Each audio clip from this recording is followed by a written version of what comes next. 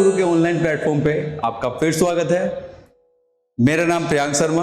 जैसे मैं आपको बोलकर गया था कि यहाँ से डेली आपको करंट अफेयर की वीडियो मिलेगी, तो दोस्तों आज फिर हम करंट अफेयर लेकर आए हैं और आप जानते हैं करंट अफेयर कितने इंपॉर्टेंट हैं। तो चलिए दोस्तों पढ़ते हैं करंट अफेयर कि क्या है आज के करंट अफेयर, क्या क्या घटनाएं हुई हैं, देखते हैं। चलिए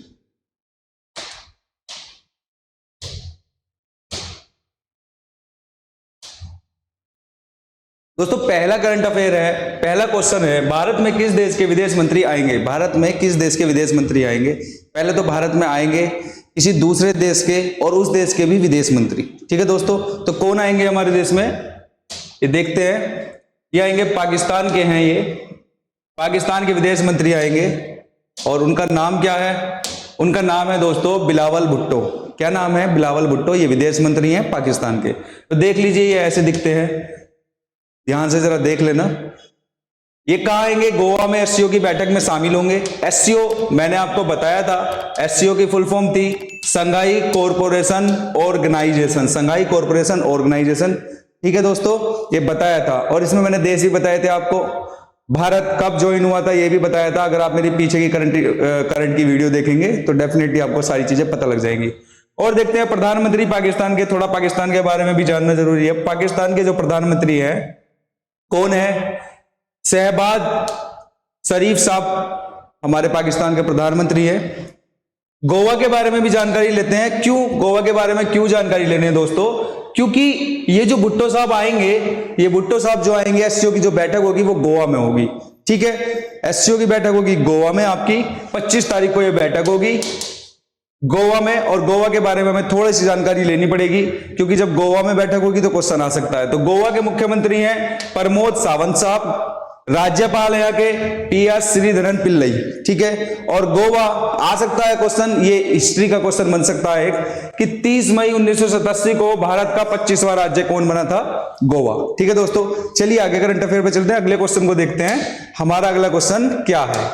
हमारा अगला क्वेश्चन देखिए दोस्तों, अगला क्वेश्चन आता है यूके की सबसे बड़ी मैराथन में भारतीय मूल की किस महिला ने साड़ी पहनकर दौड़ लगाई? अच्छा दोस्तों, किस महिला ने साड़ी पहनकर दौड़ लगाई? इससे हमें तो कोई मतलब नहीं होना चाहिए, लगाई होगी, लेकिन इंपॉर्टेंट बात यह है कि वो महिला हमारे भारतीय मूल की है जिनका नाम है मधुस्मिता जीना। मधुस्मिता जीना ने यूके की सबसे बड़ी मैराथन दौड़ थी। और ये कौन सी दौड़ थी यूके की सबसे बड़ी मैराथन दौड़? ये सेकंड नंबर की दौड़ थी मैराथन। ठीक है दोस्तों, इसके बारे में थोड़ी चर्चा करते हैं क्या क्या है। मधुस्मिता जीना जी, इन्होंने दौड़ लगाई साड़ी पहनकर। साड़ी कौन सी थी इनकी? संबलपुरी साड़ी पहनी थी इन्होंने। ठीक है, इनकी एज है 41 साल की उम्र है इनकी दोस्तों। तो इन्होंने दौड़ लगाई और करीबन इन्होंने दौड़ लगाई थी 4 घंटे 52 मिनट में इन्होंने दौड़ कंप्लीट की थी। और दौड़ थी करीबन 45 किलोमीटर की, 45 से 46 किलोमीटर की दौड़ थी दोस्तों, ये इन्होंने कंप्लीट की थी। ठीक है दोस्तों, तो हमें पता होना चाहिए कहां से है। उड़िया महिला थी और उड़ीसा में। तो इन्होंने काफी प्राउड फील कराया उड़ीसा को, उड़ीसा राज्य को, हमारे देश के ही राज्य है उड़ीसा, काफी प्राउड फील कराया है। ठीक, तो भारतीय मूल की है, ब्रिटेन यूके में रहती है ये। इन्होंने दौड़ लगाई है साड़ी पहनकर। नॉर्मल आदमी अगर लोअर टी शर्ट में भी पहन के दौड़ लगाए तो भी दौड़ लगाना मुश्किल हो जाता है, लेकिन फिर भी इन्होंने साड़ी पहनकर दौड़ लगाई, ये बहुत बड़ी बात है। और मात्र 41 साल की है। चलिए अगले क्वेश्चन पे चलते हैं। ये इंपॉर्टेंट क्वेश्चन है दोस्तों, बहुत अच्छा क्वेश्चन है, इंपॉर्टेंट क्वेश्चन लगा लीजिए। किन 2 पूर्वोत्तर राज्यों के मध्य चल रहे सीमा विवादों का निपटारा किया जा चुका है? देखिए दोस्तों, हमारा देश अन्य देशों से सीमाओं के बारे में झगड़े चलते रहते हैं, ये तो आपने सुना ही होगा। लेकिन देश में भी राज्य सीमाओं के बारे में झगड़े होते रहते हैं। तो उनमें से एक झगड़ा था असम एंड मेघालय का झगड़ा था। असम राज्य और मेघालय राज्य के सॉरी दोस्तों, ये नहीं है, Assam and Arunachal Pradesh. B option है दोस्तों इसका, ये सारे अलग हैं। ऑप्शन है आपका बी, असम एंड अरुणाचल प्रदेश के जो राज्य हैं ये, इनमें झगड़ा चल रहा था दोस्तों। और ये झगड़ा 50 साल से चल रहा है, 50 साल से झगड़ा चल रहा है। 1972 से अगर कहा जाए तो ये झगड़ा चल रहा है। थोड़ा पढ़ते हैं इसके बारे में। यहाँ के मुख्यमंत्री बिस्वा साहब, ये देख ही रहे हैं आप, इसके बारे में थोड़ा जानकारी लेते हैं। असम एंड अरुणाचल प्रदेश, ठीक है दोस्तों, असम अरुणाचल प्रदेश 1972 से दोनों के मध्य झगड़ा चल रहा है। किस चीज का झगड़ा चल रहा है? सीमा का। सीमा कौन सी? बाउंड्रीज जो होती है, इनकी बाउंड्री, दो स्टेट की जो बाउंड्री होती है उनका झगड़ा चल रहा है, ठीक है। इसी कारण से 123 गांव इफेक्टेड थे, 123 गांव, क्योंकि वो बोल रहे थे हम असम के हैं, दूसरे कुछ लोग बोल रहे थे हम अरुणाचल प्रदेश के। इसी वजह से लोगों के बीच में झगड़ा चल रहा था और वो झगड़ा बाउंड्रीज पे भी आ गया, ठीक है। चलिए, कौन सा घोषणा पत्र पे साइन हुआ था ये पता होना जरूरी है। नामशाही घोषणा पत्र पर दोनों राज्यों के मुख्यमंत्री ने साइन किया। उस समय कौन थे मौजूद? मैनिफेस्टो कौन थे? अमित शाह साहब जी थे। अमित शाह कौन है? हमारे होम मिनिस्टर, कैबिनेट मिनिस्टर है अमित शाह, ठीक है दोस्तों। आगे चलते हैं, चीफ मिनिस्टर के बारे में थोड़ी जानकारी लेते हैं। किसके चीफ मिनिस्टर के बारे में दोस्तों? असम के। असम के चीफ मिनिस्टर मैंने बताया है, कल भी क्वेश्चन आया था, आज भी फिर क्वेश्चन आ गया है, हेमंत बिस्वा शर्मा, ये चीफ मिनिस्टर हैं, ये यहाँ के मुख्यमंत्री हैं। राज्यपाल गुलाब चंद कटारिया। राजधानी है इसकी दिसपुर। ऐसे ही हम अरुणाचल प्रदेश के सीएम के बारे में भी जानकारी लेंगे, क्योंकि उन दोनों के द्वारा ही साइन किए गए हैं। किस पे? नामशाही घोषणा पत्र पे उन दोनों के द्वारा ही साइन किए गए हैं, तो उनके नाम भी हमें पता होने चाहिए। तो अरुणाचल प्रदेश के जो हमारे अरुणाचल प्रदेश के चीफ मिनिस्टर साहब हैं वो पेमा खांडू साहब हैं, और यहाँ के राज्यपाल हैं केवल्य त्रिविक्रम परनायक, केवल्य त्रिविक्रम परनायक। चलिए दोस्तों आगे चलते हैं, आगे वाला क्वेश्चन देखते हैं। हमारा आगे वाला क्वेश्चन है क्या? सॉरी दोस्तों, थोड़ा कभी कभी दिक्कत हो जाती है स्क्रीन में, तो उस चीज को हम नेगलेक्ट करके आगे के क्वेश्चन को देखते हैं कि आगे का हमारा क्वेश्चन क्या है। अच्छा, इसकी राजधानी भी देख लेना, ईटानगर है। अरुणाचल प्रदेश की राजधानी ईटानगर है। एक चीज और इंपॉर्टेंट है दोस्तों, हाँ, इसी क्वेश्चन में एक चीज इंपॉर्टेंट है कि ये दोनों की दोनों क्या है दोस्तों? यूटी है। नहीं, ये दोनों की दोनों दोस्तों क्या है? ये सेवन सिस्टर की, हमारी सेवन सिस्टर है नॉर्थ ईस्ट में, ये सेवन सिस्टर के ही दो राज्य हैं, ठीक है दोस्तों, ध्यान रखना, सेवन सिस्टर के ही हमारे ये दो राज्य। अगले क्वेश्चन पे चलते हैं। कितने वाइस चांसलर यूके के हायर, कितने वाइस चांसलर यूके के हायर एजुकेशन प्रोग्राम में भाग लेंगे? हायर एजुकेशन प्रोग्राम में भाग लेंगे तो दोस्तों हमारे 5 है जो ये हायर एजुकेशन में वाइस चांसलर भाग लेंगे, जिनमें से 4 वाइस चांसलर है, 1 प्रोफेसर है, ठीक है। और ये कहाँ के हैं? ये कर्नाटक राज्य के हैं, इनके बारे में पता होना चाहिए थोड़ा सा। प्रोग्राम कितने दिन चलेगा? प्रोग्राम इनका चलेगा दोस्तों 10 दिन। चांसलर के नाम बता देता हूं, Lingarajan Gandhi, Niranjan Gandhi, Harish M. Venkateshwar and professor अग्सर, ठीक है। ये कहाँ के हैं? कर्नाटक के। कर्नाटक के बारे में जानना जरूरी है। देखिए दोस्तों, ये जो क्वेश्चन मैं लेकर आता हूं, ये सारी चीजें लेकर आता हूं, तो कभी कभी हमारे क्वेश्चन में आ जाता है सीएम के बारे में, मुख्यमंत्री के बारे में, राज्यपाल के बारे में, उसकी राजधानी के बारे में, तो इससे हमारा ये भी कंप्लीट हो रहा है, कवर अप हो रहा है, ठीक है। तो मुख्यमंत्री कौन है? बसवराज बोम्मई। राज्यपाल कौन है? थावरचंद गहलोत। और राजधानी कहां है इसकी? राजधानी है बेंगलुरु में। अगले क्वेश्चन को देखते हैं। अगला क्वेश्चन क्या कहता है हमारा? ये भी अच्छा क्वेश्चन साबित हो सकता है, लेकिन जो इंपॉर्टेंट रहेगा दोस्तों मैं आपको टिक लगा दूंगा कि ये ज्यादा इंपॉर्टेंट है, उस पर ज्यादा फोकस रखना, ठीक है। चलते हैं। इसरो द्वारा किस देश के साथ टेलकोस 2 उपग्रह को लॉन्च किया गया? लॉन्च किया जाएगा, किसके द्वारा लॉन्च किया जाएगा? किस देश के द्वारा लॉन्च किया जाएगा, ठीक है। तो वो देश है दोस्तों सिंगापुर। सिंगापुर के साथ ये टेलकोस 2 उपग्रह लॉन्च किया जाएगा। उपग्रह पता है दोस्तों, 2 टाइप के उपग्रह होते हैं हमारे, एक तो कृत्रिम उपग्रह होते हैं, एक प्राकृतिक उपग्रह। प्राकृतिक उपग्रह तो सिर्फ हमारा एक ही, हम जैसे पढ़ते हैं कि भाई चंद्रमा वाला प्राकृतिक उपग्रह। कृत्रिम उपग्रह जो हम खुद बनाते हैं और ऊपर अपने अर्थ के ऊपर भेजते हैं, सैटेलाइट जिसे बोलते हैं, ठीक है दोस्तों, जिससे ये मौसम के बारे में जानकारी मिलती है और बहुत सारी जानकारियां मिलती हैं। तो वो आगे का विषय है, जब कभी ऐसा मौका मिलेगा तो मैं आपको बताऊंगा, सैटेलाइट के बारे में सारी चर्चा करेंगे। लेकिन अभी जितना जानना जरूरी है करंट अफेयर के हिसाब से उतना ही बता देते हैं हम आपको। यह उपग्रह कहां से छोड़ा जाएगा? सतीश धवन अंतरिक्ष केंद्र से प्रक्षेपित किया जाएगा। प्रक्षेपित किया जाएगा, छोड़ा जाएगा, ठीक है। किस व्हीकल के द्वारा छोड़ा जाएगा? ये बड़ा इंपॉर्टेंट है। ये है PSLV C55। तो ये इस रॉकेट के द्वारा लॉन्च किया जाएगा, ठीक है। यहां के फाउंडर, कहां के फाउंडर दोस्तों?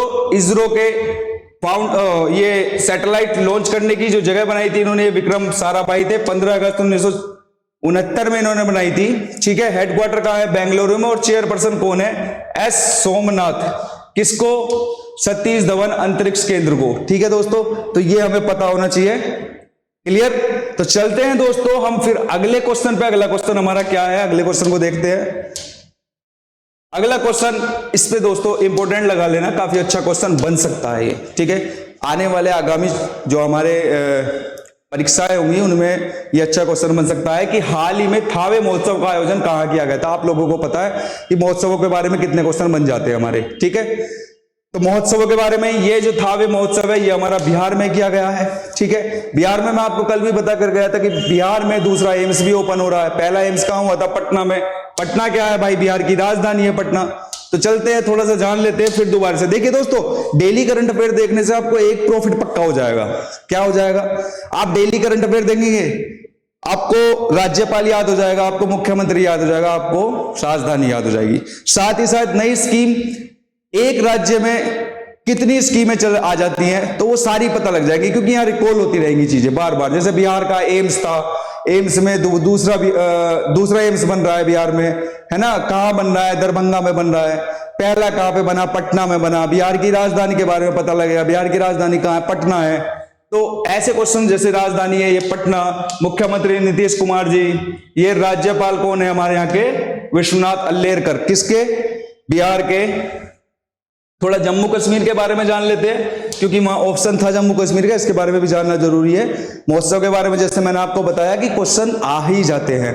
तो जम्मू कश्मीर में 12 वर्षों बाद पुष्कर, ये दोस्तों लिख लेना, थोड़ा यहां गलती से प्रिंट हो गया होगा, गलती सभी से होती है, कोई बात नहीं। पुष्कर, ये दोस्तों बड़ा इंपॉर्टेंट है, इस पॉइंट को याद रखना, क्योंकि क्वेश्चन आ सकता है आपका कि जम्मू कश्मीर में 12 वर्ष बाद किस महोत्सव को मनाया गया। तो जम्मू कश्मीर में 12 वर्ष बाद पुष्कर महोत्सव को मनाया गया। किसको? पुष्कर महोत्सव को बनाया गया।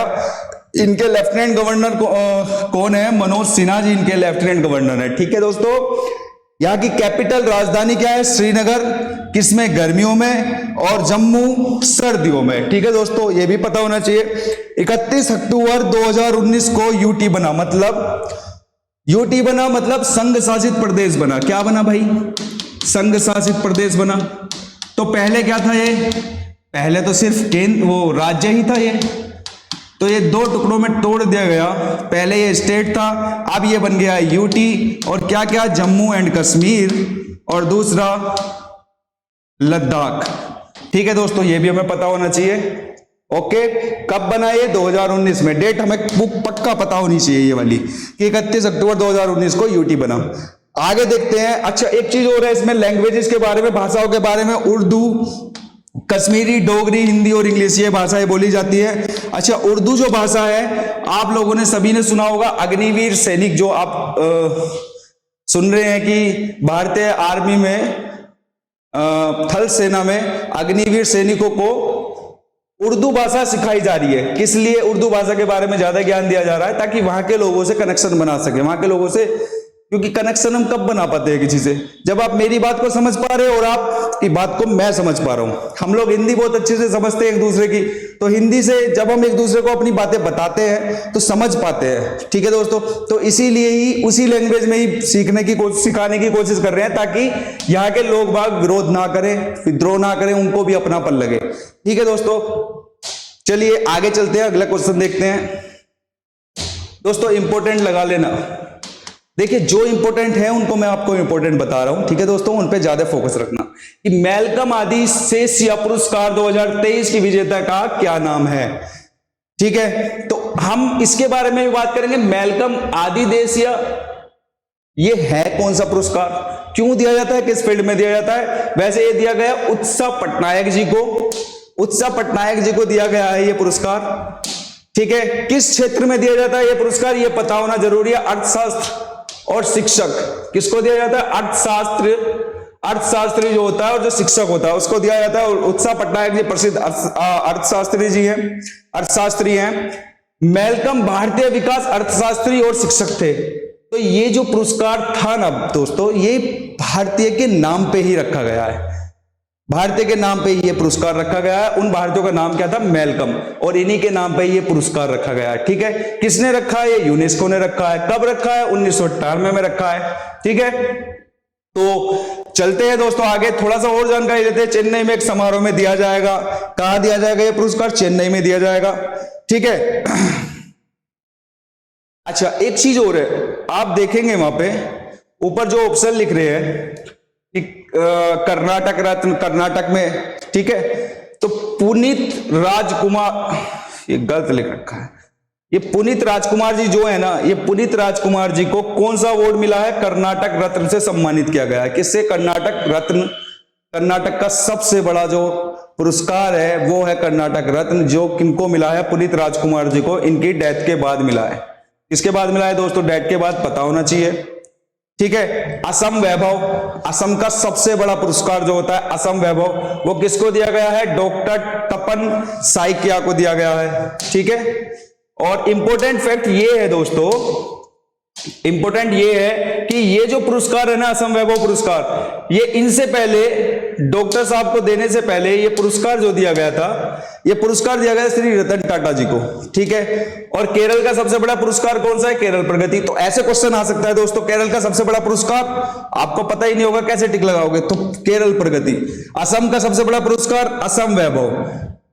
कर्नाटक का सबसे बड़ा पुरस्कार कर्नाटक रत्न। अगर ये नहीं आया तो पुरस्कार के बारे में आ जाएगा कौन सा पुरस्कार है, ठीक है दोस्तों। तो ये सारी चीजें हम लोगों को पता होनी चाहिए। अगले क्वेश्चन पे चलते हैं। अगला क्वेश्चन क्या है? अगला क्वेश्चन है, अगस्त 2023 में पुरुष, अगस्त 2023 में पुरुष हॉकी चैंपियन, एशियाई चैंपियनशिप, पुरुष हॉकी एशियाई चैंपियनशिप ट्रॉफी की मेजबानी कौन सा शहर करेगा?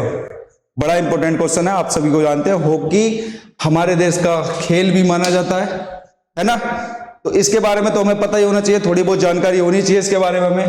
तो किस शहर में मेजबानी करेगा? ये करेगा चेन्नई में। कौन सी बार कर रहा है? ये दूसरी बार हो रहा है ऐसा, ठीक है। तस्वीरें आप देख ही रहे हैं, इनके बारे में थोड़ा सा जानकारी लेते हैं कि क्या है।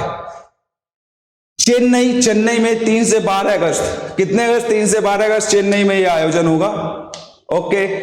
भारत पहली बार मेजबानी कर रहा है और यह 7th एडिशन है। ये पक्का याद होना चाहिए दोस्तों हमें कि कौन सा एडिशन है ये, तो ये 7th एडिशन है, ठीक है। कितने देश भाग लेंगे इसमें? 6 देश भाग लेंगे। कौन कौन से?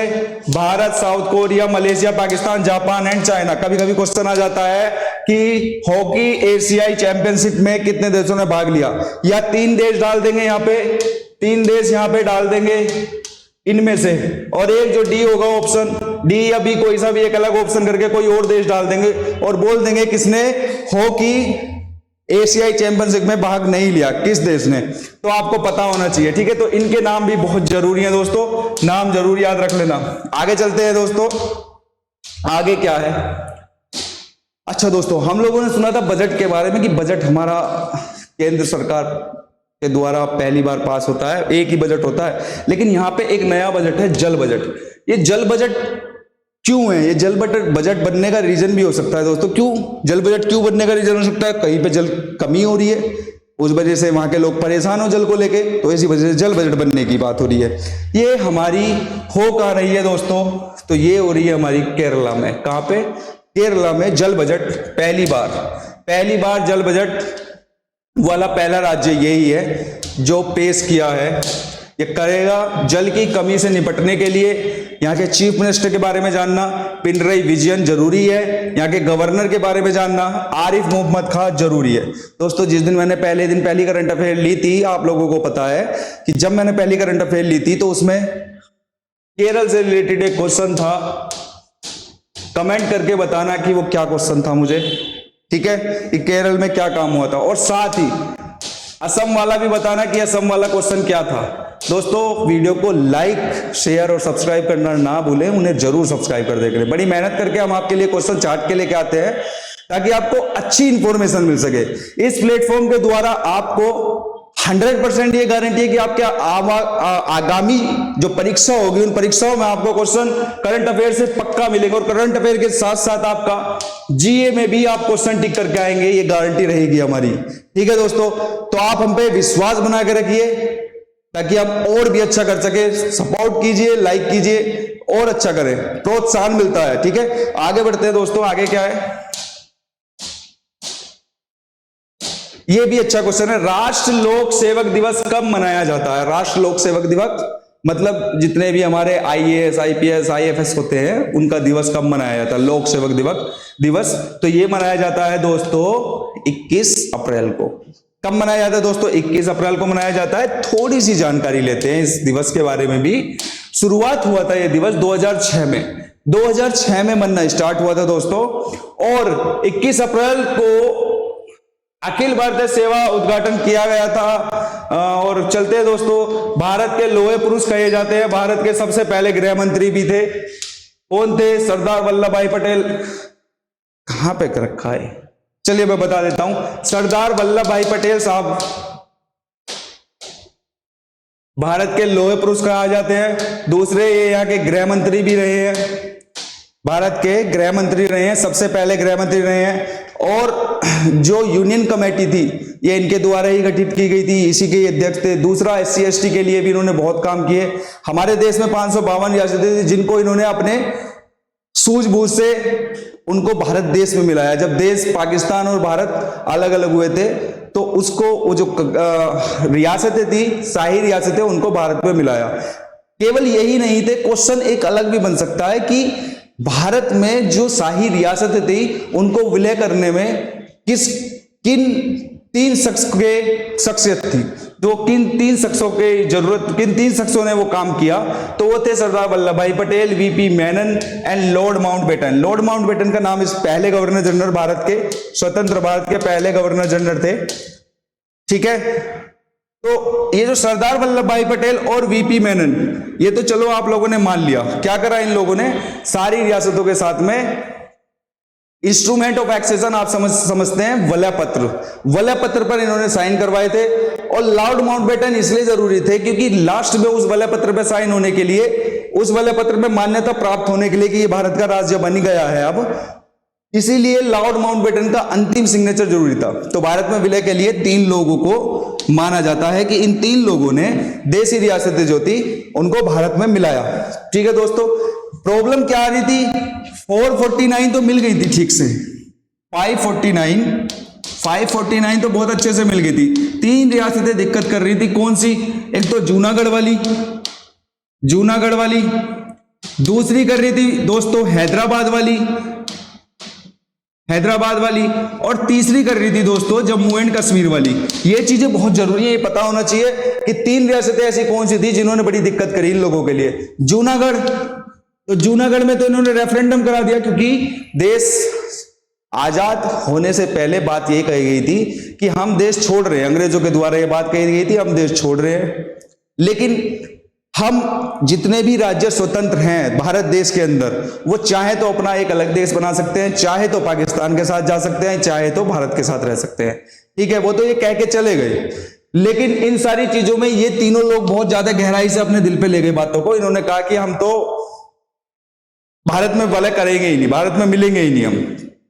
तो उनका कहना यह था अंग्रेजों का कि चलो ठीक है, लेकिन आपको एक काम जरूर करना पड़ेगा भारत और पाकिस्तान को, कि यहां पे जनमत संग्रह रेफरेंडम कराना पड़ेगा, चुनाव कराना पड़ेगा कि लोग बाग भारत में रहना चाहते हैं पाकिस्तान में। जिस राज्य के लोग बाग जिस देश में रहना चाहेंगे वो उसमें चला जाएगा। तो जूनागढ़ में रेफरेंडम करा दिया, जनमत संग्रह करा दिया, वहां के ज्यादातर लोगों ने कहा कि हम भारत में रहेंगे, तो वो भारत में विलय हो गया, विलय पत्र पे साइन हो गया।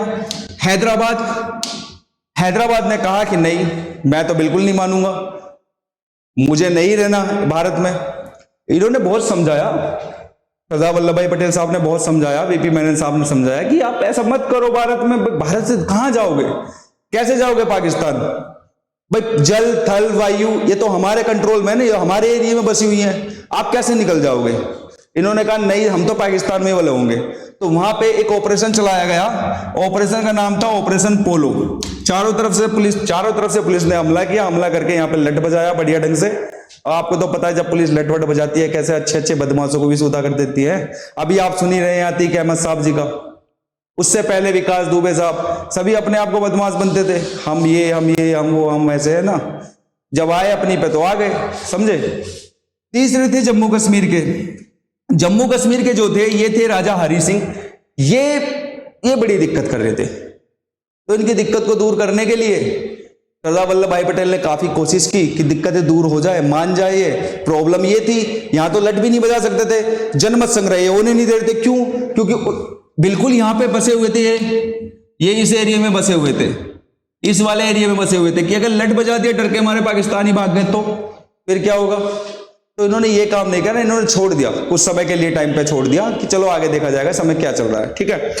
तो उसके बाद में यहाँ घटनाएं घटी, पाकिस्तानी लोग, पाकिस्तान के जो जिहादी लोग हैं वो इधर आने लगे, और भी बहुत सारी घटना हुई। उसके बाद में इन्होंने भी हार मान के कहा कि ठीक है हम भाई भारत में विलय करने के लिए तैयार है। चलिए, तो ये सारी चीजें हमारी हो गई है, तो ये चीजें हम लोगों को याद रखनी है। अगला क्वेश्चन देखते हैं, अगला क्वेश्चन क्या है। अगला क्वेश्चन अभी कोई है ही नहीं दोस्तों, तो बहुत अच्छे दोस्तों, जो मैंने आपको बताया उस चीज पे काफी फोकस रखना, ध्यान रखना कि आपके करंट अफेयर के साथ साथ आपकी जीए भी कंप्लीट हो रही है यहाँ पे।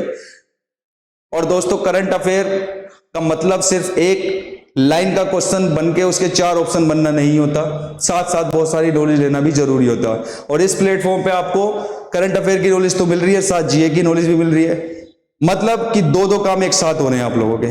तो दोस्तों ऐसे ही हमें सपोर्ट कीजिए, लाइक कीजिए, शेयर कीजिए, सब्सक्राइब करना ना भूलें, और अपने दोस्तों को ज्यादा से ज्यादा शेयर करें जो भी पढ़ाई पे फोकस करते हैं, और जो ना भी करते हो उनको भी शेयर करेंगे, वो भी इन चीजों को देखेंगे तो कोई प्रॉब्लम नहीं है। हमारे देश भर के बारे में पता लगेगी क्या क्या चीजें हमारे देश में नई घटनाएं घट रही हैं। तो दोस्तों चलो कल फिर मिलते हैं अपनी नए करंट अफेयर के क्वेश्चनों के साथ। बहुत बहुत धन्यवाद।